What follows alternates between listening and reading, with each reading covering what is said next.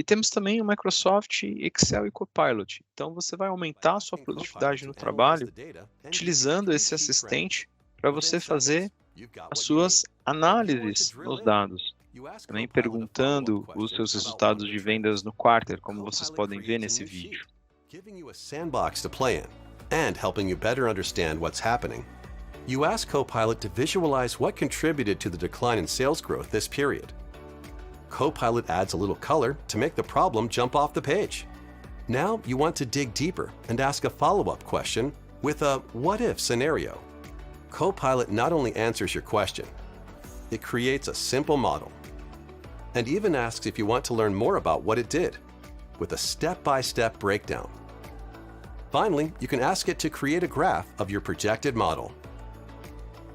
Copilot in Excel turned a sea of data into clear insights and actions.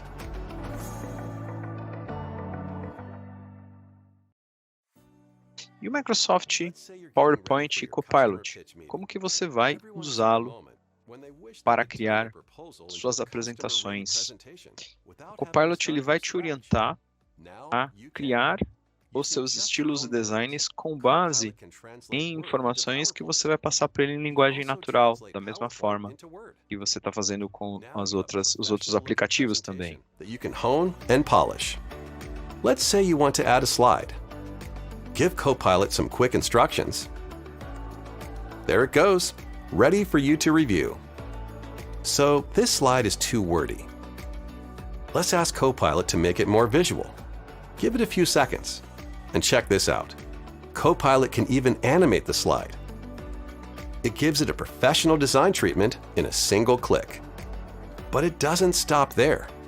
Copilot even generates speaker notes for all your slides. It's not only a time saver, it's helping you be a better presenter. Outlook e Copilot. Outlook é uma ferramenta de produtividade pessoal fantástica, que você vai ter a capacidade de estar sempre mantendo sua caixa de e-mails vazia. You can prioritize the most important emails. And Copilot helps you on the go in Outlook Mobile. It can summarize long email threads. You can draft a reply, use data from an Excel file, and Copilot will generate a reply for you. You can edit it. You can make it more concise, change the writing style, or add more context.